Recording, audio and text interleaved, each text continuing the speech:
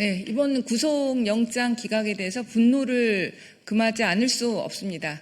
사법개혁이 필요한 당위성을 다시 한번 보여준 사건이라고 생각합니다. 박성재 법무부 전 장관의 기각 사유는 전혀 용납할 수가 없습니다. 이법성에 대한 인식이 아직도 다툼이 있다는 판단을 어떻게 할 수 있는지 도저히 법조인 출신으로서 받아들이기가 어렵습니다. 이렇게 이법성 인식을 다툰다고 한다면은 내란에 동조한 모든 세력에 대한 이법성 인식을 인정하기 어려울 것입니다.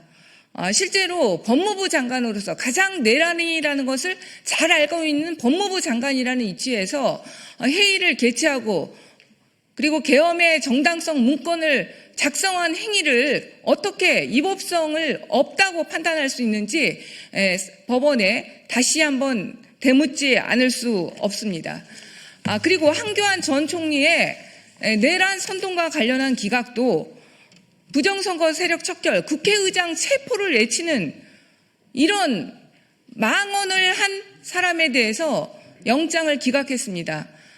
우리나라 형법 체계에서 내란죄만큼 엄하게 처벌하는 죄가 없습니다. 그런 내란죄 선동행위를 한 사람에 대해서 영장을 기각한다고 한다면 앞으로 영장을 발부할 사건은 없다고 할 것입니다. 다시 한번 사법부에 대해서 정말 유감을 표하면서 모두 발언을 마치겠습니다. 네, 제가 한 분 소개를 빠뜨렸는데요. 신용환 부위원장님 함께 하셨습니다. 이어서 기자회견문 낭독 있겠습니다.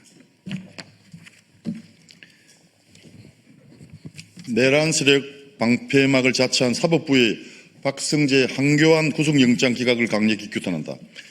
특검이 청구한 박성재 전 장관, 한교안 전 총리 구속영장이 기각되었습니다. 특히 박 전 장관은 두 번째 구속영장 기각입니다. 도무지 납득할 수 없는 법원의 결정에 깊은 유감을 넘어 분노를 표합니다.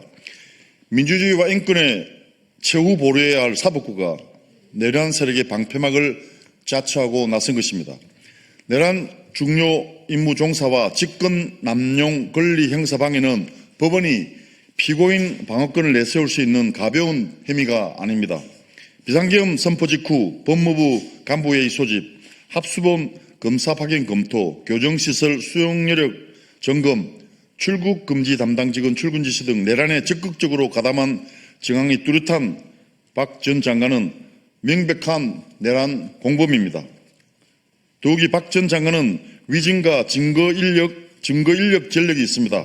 박 전 장관은 내란 컨설팅 모임이었던 12월 4일 안가해동이 연말 모임이라는 등 새빨간 거짓말을 밥 먹듯 일삼았던 자입니다. 특검이 재청구한 구속영장에는 계엄 관련자 3,600명 수용 보고 문건, 안가해동에 들고 간 불법 개업 정당화 문건을 삭제한 사실도 추가로 적시되었습니다.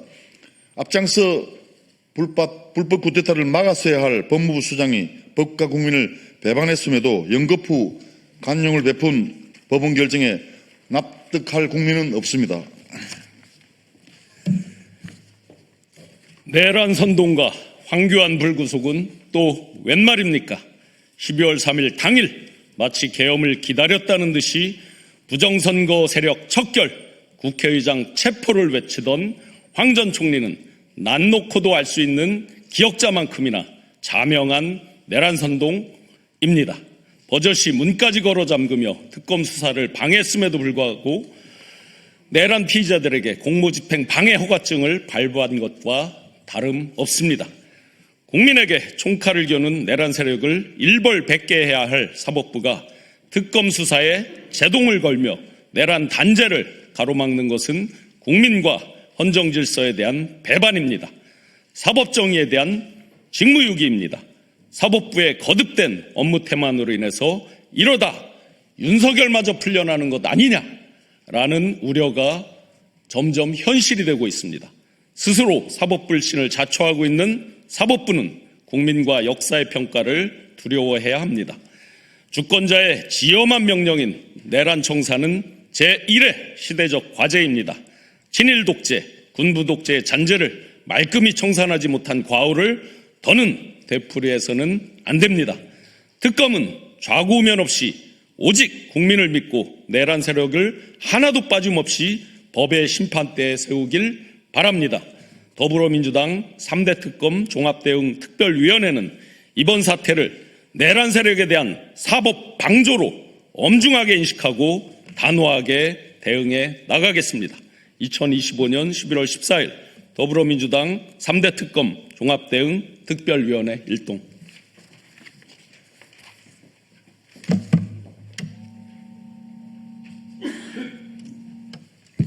(3대) 특검 총괄위원장 3대 특검 특위 총괄위원장 전현희 수석 최고위원입니다.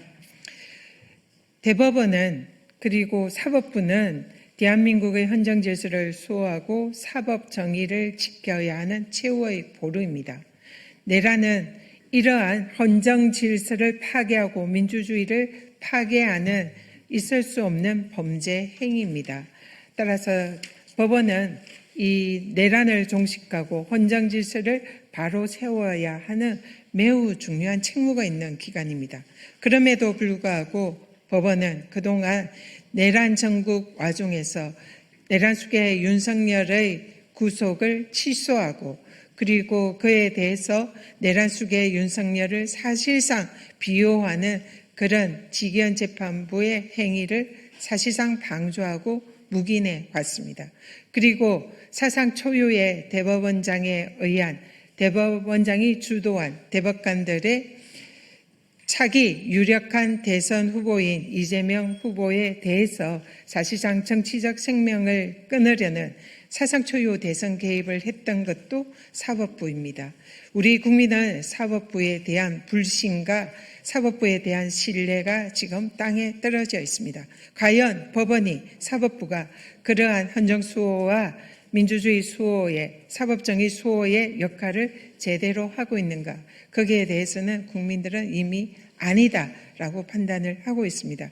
이번에 1년의 사법부에 의한 영장 기각 사안은 사실상 이러한 1년의 사법부의 내란 동조와 비호 행태가 그대로 드러나는 그런 사건이다 생각을 합니다. 내란을 저음하여 특정 법원에서 영장 전담 판사를 3명이나 동시에 중앙법원의 영장 전담 판사로 임명을 했습니다. 사실상 내란을 위해서 준비한 작업이 아닐까 하는 의구심이 들 정도로 사실상 사상 초유의 사건입니다. 아니나 다를까 그 영장 판사들이 내란의 중요 사건 수사 고비마다 영장을 기각하고 특검 수사에 발목을 잡았습니다.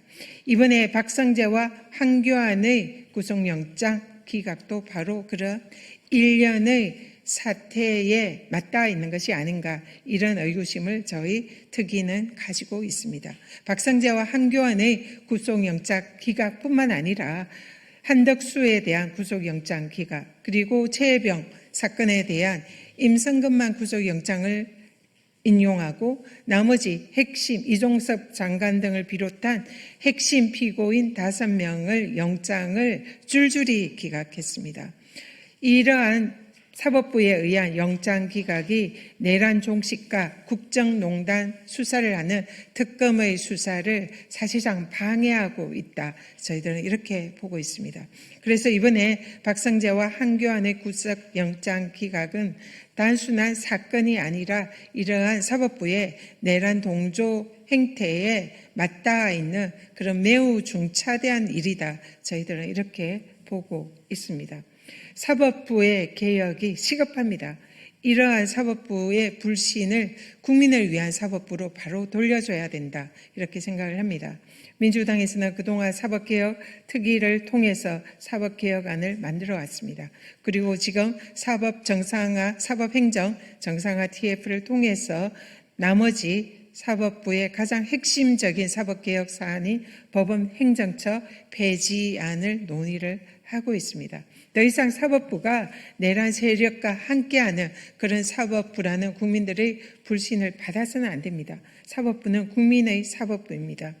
사법부는 이번에 박성재, 황교안의 구속영장 기각에 대해서 국민들이 사법부를 어떻게 보고 있는지 그런 점을 직시를 하시고 헌정질서 수호와 민주주의 수호, 법치주의 수호의 최후의 보루의 역할을 자각을 해주기를 강력히 요구합니다.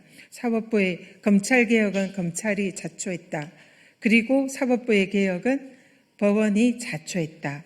그런 평가를 사법부가 더 이상 쓰지 말고 스스로 결자 해제해서 내란 종식, 국정농단 종식, 특검 수사를 원활히 하고 정의를 세우는데 사법부가 제 역할을 하기를 다시 한번 강력히 촉구드립니다. 그렇지 않다면 국민이 사법부 개혁에 앞장설 것이다. 국민이 사법부 개혁을 강력히 명령하실 것이다.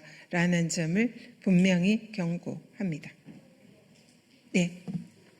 혹시 더 말씀하시죠? 네, 없으시면 이상 기자회견 마치도록 하겠습니다. 감사합니다.